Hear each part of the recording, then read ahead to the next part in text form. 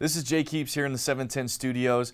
We've broken down lots of different aspects about this offense. We've looked at Russell Wilson in the deep play action pass game, intermediate pass game, and also Doug Baldwin and different receivers at different points in time this season. But what we haven't focused on is the offensive line. And there was one concept in particular that stood out to me, and they've been running this concept over the last few weeks. And the reason why they're able to do this one particular concept is because of the athleticism of Duane Brown. Duane Brown has played at a Pro Bowl level all season long, and let's dive right into it.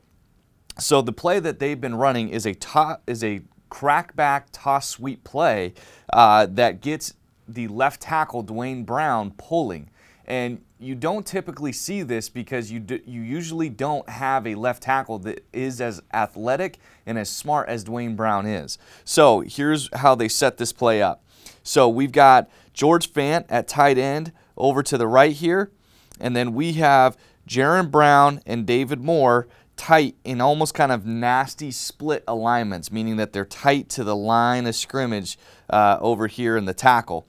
So what they're going to do is they're going to do this toss sweep with Chris Carson, and how they're able to block this is they're going to have David Moore crack down here on the linebacker. Jaron Brown is going to crack this defensive end. J.R. Sweezy is going to try and cut this linebacker here or seal him off.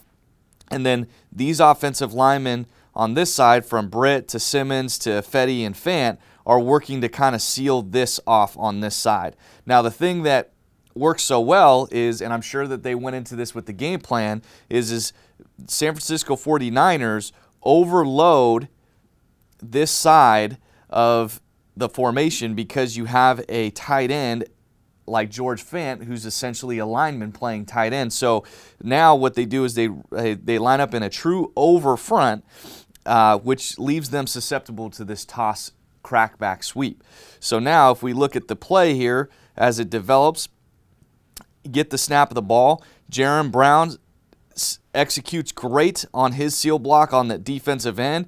David Moore does a great job sealing that outside linebacker. J.R. Sweezy is working to cut this linebacker. Doesn't necessarily need to be successful in terms of getting him on the ground. That would be ideal. But as long as you're able to delay time, that gives enough time for Chris Carson to outrun him to the edge. And then again, you've got Duane Brown, who's been so great at this, pulling and getting out one-on-one on this corner.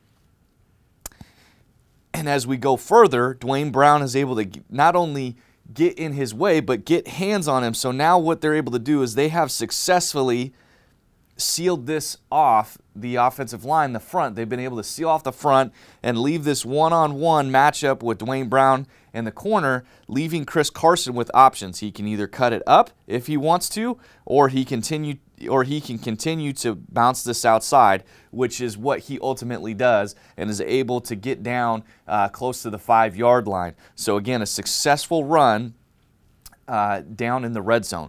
So again, we're going to go to this play one more time in the game, and they dress this up. Brian Schottenheimer dressed this up, and the one thing that I've noticed is in the run game, Brian Schottenheimer and Mike Solari have been extremely dynamic in the formations and the presentations that they give to eliminate tendencies. So here's what I'm talking about.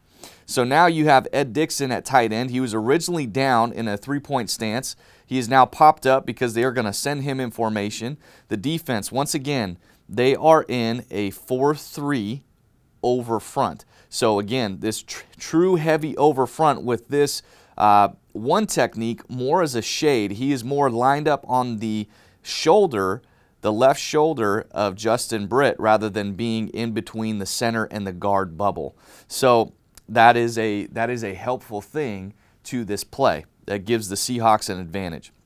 So once again, they are going to motion Ed Dickson over. Now, if they had motioned Ed Dickson over into this tight alignment, that would give the same presentation as before. So again, a tendency. The defense might recognize that same formational alignment and be able to anticipate toss crack. But what they do instead is when they motion Ed Dickson over, is they actually give the illusion that Ed Dickson is going to go outside, which gets this safety to run. And then again, eliminates tendency. But what they do is Ed Dickson gets to outside the receiver, and now he is going to, in the next clip, I'll show you here, he's going to come right back down into this tight split alignment, and before the 49ers can react or call things out, the ball is being snapped. So now you have Ed Dickson, he is going to seal off the defensive end, and you have Malik Henry, who's going to seal off this safety. And once again, now you've got Duane Brown coming around, and you've got J.R. Sweezy just trying to get in the way of this linebacker. Hopefully you can get him down on the ground, but it's a tough task if you got an athletic linebacker out here who can run. So again, can we just slow him down just enough so Chris Carson can get that edge and get a decision made? So let's look at how they did on the very next clip. They are able to successfully seal the end, seal the safety, and get this one-on-one matchup with this corner, which is probably his worst nightmare if he's seeing Duane Brown running at him full speed. And again, the one thing I would say is the Seahawks have done an excellent job sealing off the remainder of the front backside, allowing for Chris Carson to make decisions to cut up or to take it outside. And you go to the final picture here, sealed up, one-on-one. But my favorite thing about this play that Chris Carson did was it wasn't just about getting out on the edge. It was about his decision to then, once he got on the edge, he could have made the decision to keep going out of bounds and run out of bounds. But as the play develops, the corner tries to cut him off, and what Chris Carson does beautifully is cut up inside, and now he's able to get a nice 24-yard gain. So again, those two plays I just showed you, those quantify as explosive run plays, and the Seahawks offensive line is able to do this because they have versatility all across the front. And Duane Brown specifically, he gives you a lot of options and has been such a versatile player. He's been tough and physical, and it's been so much fun watching this run game be the best in the NFL.